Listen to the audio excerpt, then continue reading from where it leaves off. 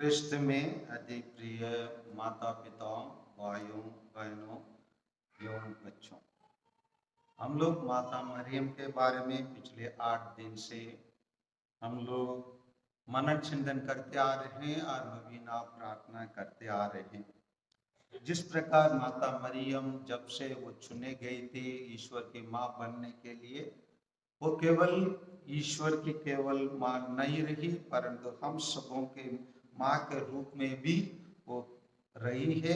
इसका जानकारी हम प्रतिदिन हम प्राप्त करते आ रहे हैं। उसको हम देखे हैं एक दिन कैसे माता मरियम विभिन्न स्थानों पर दर्शन देकर अपने पुत्र के कार्य योजना में सहायता करती है। और आज हम लोग माता मरियम वेलांगनी में दर्शन दिया हुआ दर्शन के बारे में मनन चिंतन करेंगे। वो क्योंकि वो वेलांगनी माँ नहीं है, वो वास्तव में हमारे इंडिया का, हमारे भारत की माता है। क्यों? क्योंकि वो हमारे शुभ चिंतक है और हमारे बीच में रहकर वो विभिन्न स्वास्थ्य का कार्य और सुसमाचार के प्रचार के कार्य करते आ रही है। आइए वेलांगनी में कैसे माता मरियम के दर्शन हुआ, उसके बाद क्या हुआ, उस पर हम थोड़ा मनन चिंतन करेंगे। हम शुरू में ही आज मिसा बैठ के शुरू में हम ज्योति से भी कुछ इसके जानकारी हम सुने थे। कहा जाता है कि लगभग वर्ष 1500 में एक दूध बेचने वाला लड़का एक बरगद के पेड़ के नीचे, है ना, ये बरगद के पेड़ के नीचे दूध बेच रहा था। उसका नाम दिया गया है कृष्णा सेठी शंकर नारायण। कृष्णा सेठी शंकर नारायण नाम के 15-16 साल का लड़का होंगे। वो एक छोटे, क्या बोलेंगे हम लोग, पोखरा कहते हैं ना, पोखरा, जहाँ पोखरा के अगल बगल में हम लोग अक्सर बरगद के पेड़ देखते हैं, वहां पर बैठकर वो दूध मतलब वेलांगनी से नागपट्टनम लेके जा रहा है। वेलांगनी से नागपट्टनम लगभग 10 किलोमीटर होंगे और इसीलिए वो थक गया और वहीं पर वो आराम कर रहा था। आराम करने के टाइम पर माता मरियम प्रभु यीशु के साथ एकदम चमकते हुए सूर्य प्रकाश के समान उनके सामने दर्शन दिए। दर्शन देकर उनसे कहा, तो अपने दूध को मुझे, मेरे बेटे को पीने के लिए दीजिए।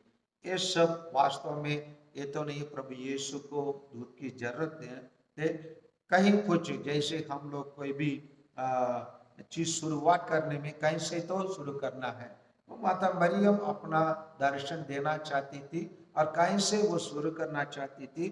कैसे भी उसी व्यक्ति जो दूध पीने वाला बेचने वाला लड़का से बात करना चाहते थे, कैसे संपर्क करें। जैसे हम लोग कुछ मूंगफली बेचने वाला होता है तो उनसे कुछ बात शुरू करें के टाइम पर हम थोड़ा मूंगफली खरीद कर उनसे बातचीत शुरू करेंगे या खाना शुरू करेंगे। उसी प्रकार माता मरियम उससे शुरू करके वो माता मरियम ऐसे गायब हो गई और ये लड़का आधा रोटा या आधा कैन जिसमें वो दूध पकड़ा था, उसी से उसी मालिक जिसके पास वो रोज दूध देने के लिए गया, वहां जाके देने लगा और उन लोग उसी के देकर उसको डांटने लगे, कैसे आज इतना कम दूध लाए, डांट रहे थे। और उसी बीच में वहां उनकी पत्नी देख रही है, उसे जहां रखा हुआ उससे वो रोटा भर के या वो कैन जिसमें दूध रखा हुआ पर भर के बाहर बहते हुए आए। तो उसी उसी व्यक्ति जो दूध लेने वाला व्यक्ति ने पूछा, कहाँ आपको ये स्त्री ने आपको दर्शन दिया, चलो बोल के वही लोग आके वहीं पर दर्शन जहाँ हुआ वहीं पर आकर वहीं पर उन लोग खड़े रहे। वहीं पर फिर माता मरियम उनको दर्शन देकर उनको विश्वास दिलाए कि वही है, कि इस बालक को दर्शन दिए। और वही जहाँ पर माता मरियम दर्शन दिए वो बरगद का पेड़ और वो पोखरा या पोंड जहाँ पर माता मरियम दर्शन दिए, उसी को आज लोग ओल्ड वेलांगनी कहते हैं। और उसी पोंड को या पोखरा को तमिल में कहते हैं माता कुलम, और इंग्लिश में कहते हैं आवर लेडीज पॉन्ड कहते हैं। वहाँ पहले खुला था और वहीं से ही आज भी हम लोग वहाँ जाएंगे तो पवित्र पानी वहीं से ही प्रदान होता है। उसी पौंड का या तालाब का ही पानी दिया जाता है पवित्र पानी के रूप में। लेकिन लोग उसमें पैसा और अन्य पदार्थों को उसमें फेंकने के कारण उसको बंद कर ऊपर एक कांच लगा के उसको बंद कर दिए। और लेकिन उसी से ही पवित्र पानी निकाल कर दिया जाता है। ये पहला चमत्कार माता मरियम वेलांगनी में की है। और दूसरा चमत्कार जो जहाँ पर अभी नया गिरजाघर रहते हैं, नया गिरजाघर मतलब और एक भी नया गिरजाघर आया है, वहाँ सामने ओल्ड चर्च कहते हैं, उसके पीछे एक नया 2 मंजिल का गिरजाघर है। उससे दाएं हाथ साइड में एक लंगड़ा बालक है ना, वहाँ वो पहले खेत था और खेतों के बीच में आप लोग आज भी जैसे खेत में एक जगह होंगे जहाँ पर मिट्टी का मेड़ रहता है, जहाँ आप लोग धान का काट के आकर बीतने के लिए खेतों के बीच में कुछ जगह रहता, मेड़ रहता नहीं रहता है आप लोगों के बीच में, उसको तिट्टे कहते हैं हमारे तमिल लैंग्वेज में। वहां पर माता मरियम उसको दर्शन दिए। दर्शन देकर उससे कहा जाओ नागपट्टनम में जाओ, वहाँ जमींदार को कहो कि यहाँ जहाँ उन्होंने दर्शन दे रहा है वहीं पर उसके लिए एक गिरजाघर बनाने के लिए। वो कहता है मैं चल नहीं सकता हूँ, मैं घर जाऊंगा, अपनी माँ को लेकर मैं वहां जाऊंगा। माता मरियम कहती है आपके माँ को लेके जाने के लिए कोई जरूरत नहीं है, आप ही खड़े हो जाओ। तब वो खड़े हो जाता है, उस चंगा अपना पैर में ताकत आ जाता है, वो अच्छे से सीधे से खड़े हो पाता है। वहीं पर वो खुशी से है ना आनंद विभोर होकर दौड़ते हुए किरण जैसे झलंग मार के वो दौड़ते हुए वो जमींदार के पास जाता है। और वहां जाके माता मरियम इस प्रकार मेरे को दर्शन दिए और आपको यहीं पर एक गिरजाघर बनाने के लिए मेरे को बताए, आपको बताने के लिए। जब वो कहता है उस जमींदार भी बोलता है कि मेरे को भी कल रात ऐसे ही मेरे को एक सपना में एक स्त्री दिखाई दी, वही भी मेरे को ये बात कहा, इसलिए उसको कंफर्मेशन हुआ। वही माता मरियम वही उसी के लिए दर्शन दिया। जो वही जगह पर वो जमींदार जो गिरजाघर बनाया, वहीं पर वर्षों के बाद 100 वर्ष 150 वर्षों के बाद नया गिरजाघर बनाए गए। वो उसी गिरजाघर में जो मूर्ति लगाया गया है, उसी मूर्ति को जो व्यक्ति वेलांगनी माँ या आरोग्य माँ नाम दिया, क्योंकि ये लंगड़ा लड़का जो रोगी था वो आरोग्य हुआ, इसी कारणवश उसी जगह को और आरोग्य माता और वेलांगनी माता कहलाया गया है। ये दूसरा चमत्कार है। तीसरा चमत्कार जैसे हम लोग सुने हैं, पोर्चुगीज के लोग कोलंबो के कोलंबो मतलब श्रीलंका के राजधानी को कोलंबो कहते हैं, वहां जा रहे थे।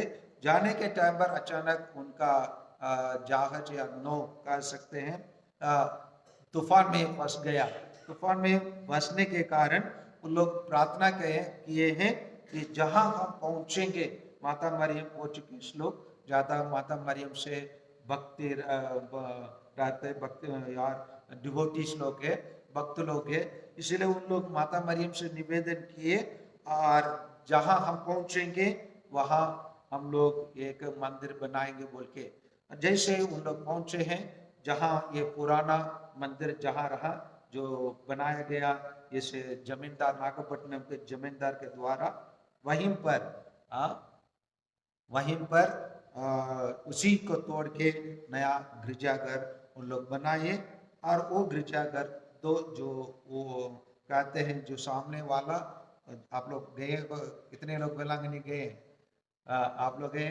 जो सामने जहां हम लोग मालार्पण मोमबत्ती वाला किए हैं, वही गिरजाघर है। उसी के पीछे भी उतना बड़ा गिरजाघर है जो अन्य भाषा के लिए प्रयोग किया जाता है। उसी के ऊपर प्राइवेट मिसा के लिए और बहुत बड़ा गिरजाघर रहती है। और अभी क्रूज के रूप में उन लोग, यहाँ ये गिरजाघर है, वहाँ जहाँ वो तालाब रहता है वहीं पर, और इधर दाएं साइड में जो लड़का को जहाँ दर्शन दिया वहीं पर एक गिरजाघर है। यहाँ बाएं साइड में एक आराधनालय, एडोरेशन, 24 घंटा का एडोरेशन चैपल, इस प्रकार एक क्रूज के रूप में। और बीच में जगह रहता है जहां हम लोग क्रूज रास्ता करके जा सकते हैं। और जो पिलग्रिमेज तीर्थ यात्री लोग जो अपना निवेदन मांग रखते हैं और तपस्या करना चाहते हैं, पैदल या घुटने टेकते हुए रेता में उन लोग रोसरी बोलते हुए वहां तक लगभग 1 किलोमीटर से ज्यादा जाना पड़ता है। वहीं पर लोग रोसरी माला बोल के या घुटने टेकते हुए या स्तुति आराधना करते हुए एक तरफ उन लोग रोसरी बोलते जाएंगे, एक दूसरे तरफ उन लोग क्रूस रास्ता करके आएंगे। इसी प्रकार वहाँ भक्ति वातावरण बनाया गया है। लेकिन ये तीनों घटना माता मरियम के जन्म दिवस के दिन में, कौन सा दिन है? आज का दिन में हुआ है। इसीलिए उस वहां पर माता मरियम को जन्म दिवस के दिन में वहां त्योहार धूमधाम से मनाया जाता है। और सौभाग्य की बात है, मैं माता मरियम के मातृ धाम में ही मैं जन्म लिया हूँ, क्योंकि मैं शुरू से ही कहते आ रहा हूँ, हमारे घर के बाएं साइड, बाएं इधर से बोलेंगे तो दाएं हो गए ऐसे, लेकिन गांव के बाएं साइड में कुंती माता है, और दाएं साइड में, मतलब गांव के तरफ बता रहा हूँ, वहां पर वेलांगनी माता है। इसलिए मैं मातृ के धाम में रहकर माता मरियम से ही यात्रा करके आया हूँ। इसीलिए माता मरियम मेरे को बहुत सारे चीजों में सुरक्षित रखा है।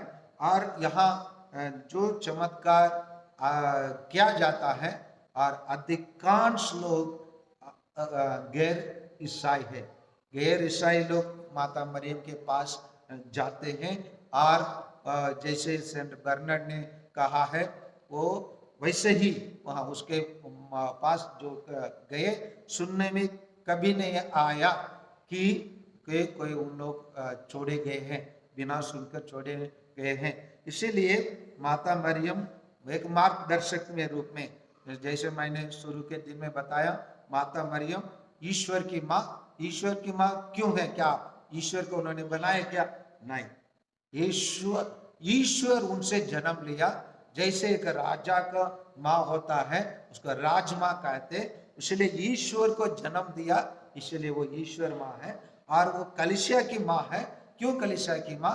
प्रभु यीशु स्वयं कलीसिया को इस दुनिया से शारीरिक रूप से ऊपर स्वर्गरोहण होने के पहले वो अपनी माँ को समर्पित किया और अर्पित किया अपने शिष्य के हाथ में, ये है तेरे माँ। इसीलिए वो हमारी माँ है। और उसको हम अलग अलग शब्दों में विशेषण शब्द देकर माता मरियम को बुलाते हैं। मैं कहता हूँ माता मरियम के कितना भी विशेषण शब्द देंगे वो अपूर्ण होंगे, वो कम होंगे, क्योंकि माता मरियम ईश्वर के साथ चलकर, जब से वो चुने गई है ईश्वर की माँ बनने के लिए, तब से ईश्वर के कार्य को पूरे करते आ रहे हैं। इसीलिए हम देखें संत लूकास के सुसमाचार अध्याय 11-28 में हम देखें, धन्य है वो भले, मतलब धन्य इसको ही कहना जो ईश्वर के वचन को सुनती है और पालन करती है। तो माता मरियम ईश्वर के वचन को अपने दिल में हृदय में रखकर संजोहित किया और उसी को मनन चिंतन करते आए हैं।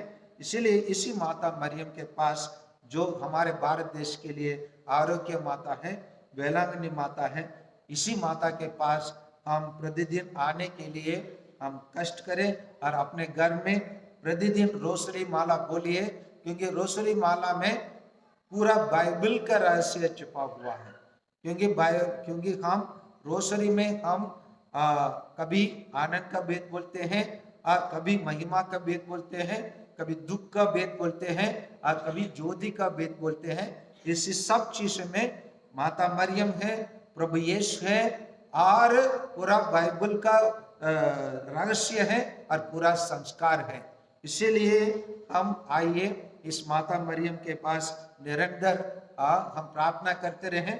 अन्य लोगों को भी माता मरियम के पास जानकारी, प्रभु यीशु के पास अगर कोई शीघ्र जाना चाहते हैं और प्रभु यीशु को जल्दी से समझना, जानना और उसका कृपा और आशीष पाना है, तो सरल वाहन माता मरियम है। सरल वाहन माता मरियम है। ये क्यों? इसलिए ईश्वर स्वयं इस दुनिया में आने के लिए उसी को ही प्रयोग किया, उसी का ही प्रयोग किया। वो ईश्वर है, वो ऊपर से नीचे आकर, है ना,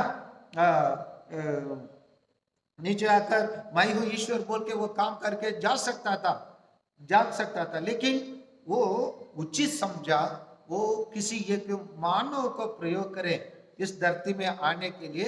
इसलिए ईश्वर ने माता को अपने मध्यस्थता के रूप में, एक पुलिया के रूप में, ईश्वर और मानव के बीच में माता मरियम को पुलिया के रूप में ईश्वर ने चुना है।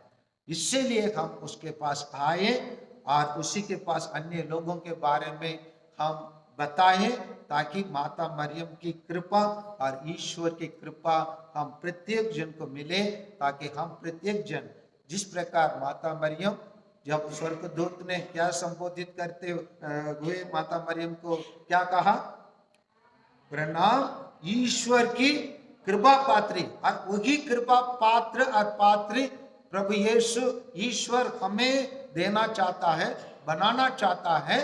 अगर हम पूर्ण रूप से माता मरियम जैसे हम अपने आप को अर्पित करेंगे, उसके चरणों में आएंगे, तब हम भी ईश्वर के कृपा पात्र जरूर बनेंगे।